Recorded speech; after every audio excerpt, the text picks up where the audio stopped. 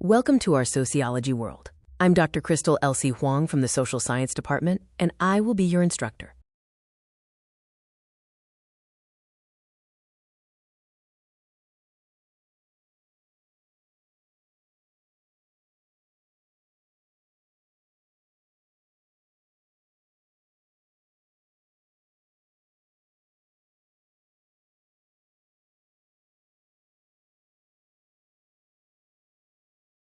Our core competencies include behaving ethically, cultivating global awareness, and demonstrating social interaction.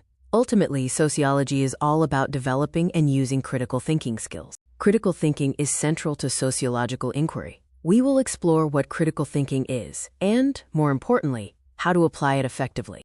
This image illustrates Plato's allegory of the cave, which encourages us to question our assumptions and move beyond perceived reality to see true knowledge, representing a fundamental aspect of critical sociological thinking. The parable of the visually impaired men and an elephant highlights the importance of different perspectives. Each person's limited experience leads to a different understanding, much like how various sociological perspectives offer unique views of society. Society is a collective drama, illustrating the intertwined relationship between individuals in society and society residing within individuals. This reciprocal relationship is key to understanding social life. This visual represents the concepts of structure versus agency. Structure refers to the patterns and forces that constrain or enable action, while agency refers to the capacity of individuals to act independently and make their own free choices. The size difference suggests the relative weight we might assign to each. The puppets and puppeteers analogy poses important questions about control and visibility in society. Who controls us? Who writes the script? And what are the invisible strings that connect and influence us? Peter Berger suggests that unlike puppets, we have the chance to perceive the machinery that moves us. This act of awareness is considered the first step toward freedom. C. Wright Mill's sociological imagination links the individual to history, biography, and social structures. It involves seeing the strange in the familiar, the general in the particular, and personal choice in social context, especially through marginality and crisis. This diagram illustrates the relationship between individuals and the major social forces surrounding them. These forces include the foundations of society, social inequality, social institutions, and social change, all influencing and being influenced by individuals. We now begin our exploration of introductory sociology with Chapter 1, focusing on perspective, theory, and method. This will establish the analytical framework for understanding the social world. What is sociology? It is a social science that uses scientific methods to study human society. It focuses on stable social structures, identifying the social forces that affect people, and learning the conditions that transform social life. The development of sociology was triggered by the rapid transformation of Europe during the 18th and 19th centuries, marked by the rise of an industrial economy and the explosive growth of cities. The sociological perspective involves opening many, quote, mind eyes. This includes seeing the general from the particular, the strange from the familiar, and personal life choices from social contexts, especially in times of crisis and marginality. Peter Berger's sociological perspectives include seeing the general in the particular, like analyzing marriage patterns, and seeing the strange in the familiar, as Emile Durkheim did with suicide rates. C. Wright Mill's sociological imagination helps us see the individual within wider society and the importance of marginality and crisis. Our mind eyes also open through sociological theories, the structural functional, social conflict, and symbolic interactional theories. Each provides a unique lens for understanding society. Auguste Comte, living from 1789 to 1857, coined the term sociology in 1838. He viewed sociology as developing through theological, metaphysical, and scientific stages. He favored positivism, an understanding based on science. Studying sociology helps us assess common assumptions, recognize opportunities and constraints, and empower us to participate actively in society. A global perspective is important because societies are interconnected, social problems are serious elsewhere, and thinking globally teaches us about ourselves. A global perspective is the study of the larger world and our society's place in it.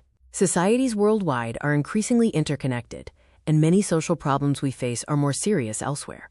Thinking globally helps us learn more about ourselves. Ultimately, the goal is to develop your multiple critical thinking mind eyes to better understand the social world and your place within it.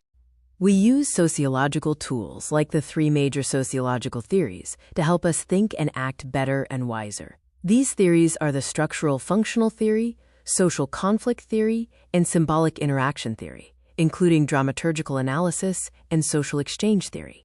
This image visually represents a hierarchical structure, a key concept in social theory, often associated with Karl Marx's ideas about the base and superstructure of society.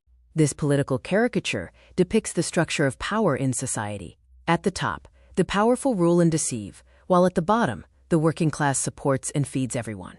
The structural functional paradigm operates at the macro level. It views society as a stable system of interrelated parts, where each part serves a particular function. Robert Merton developed concepts like manifest function, latent function, and dysfunction. Here are some key concepts. Positivism is an approach to understanding the world based on science. Social structure is stable patterns of behavior. Social function is the consequences of a social pattern, including manifest, latent, and dysfunctional aspects. The social conflict paradigm also operates at the macro level. It views society as a system based on social inequality, where certain categories benefit more than others. This inequality leads to conflict, which in turn drives social change. The symbolic interaction paradigm is a micro-level approach. It sees society as an ongoing process of social interaction based on symbolic communication in specific settings. Influential sociologists include Max Weber, George Herbert Mead, and Irving Goffman. The symbolic interaction paradigm encompasses two main micro-level analyses. Dramaturgical analysis views social interaction as performances on a stage. Social exchange paradigm focuses on interactions guided by what each person stands to gain or lose. Consider the social exchange paradigm applied to the decision to marry. We can analyze the hypothetical units of pleasure gained or lost by marrying versus not marrying. The decision is framed as a rational calculation of costs and benefits. Social media is influenced by and influences various social institutions like education, economy, politics, and family. These factors interact, affecting our experiences and driving competition, conflict, social stratification, and change. This quiz asks you to apply the three sociological paradigms to analyze any social issue of interest, whether it is individual, societal, or global. Remember to utilize the sub-perspectives for each paradigm.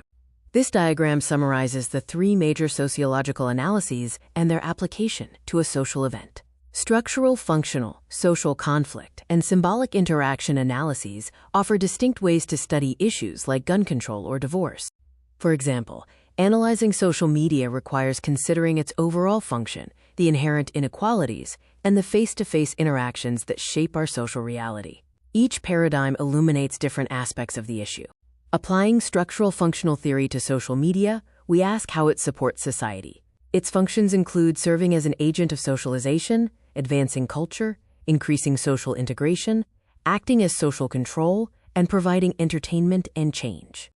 The social conflict theory examines social media and inequality, focusing on media consolidation and the illusion of choice. While media choices have increased, control remains concentrated, often supporting the capitalist system. Symbolic interaction theory focuses on how social media is used to construct reality.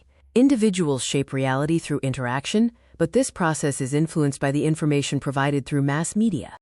The scientific research method involves 10 steps, starting with selecting a topic and reviewing literature. Key steps include formulating questions, using appropriate methods like experiments or surveys, collecting data, analyzing results, drawing conclusions, and sharing findings. Sociology uses three research orientations: positive, interpretive, and critical. Positivism focuses on an orderly system and uses objective, quantitative data.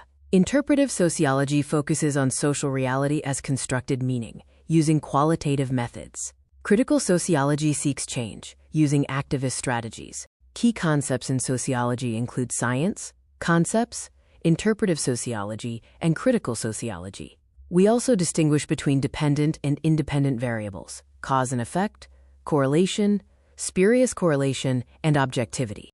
The learning pyramid shows that active learning methods, like teaching others or immediate use, lead to higher retention rates than passive methods like lectures or reading. This emphasizes the importance of applying sociological concepts.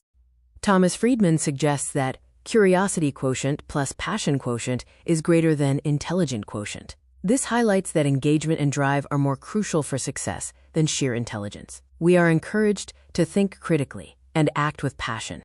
Sociology is often described as more than a mirror held to reality, but a hammer with which to shape it. This quote implies that we don't just observe society, we can actively change it. What do you think?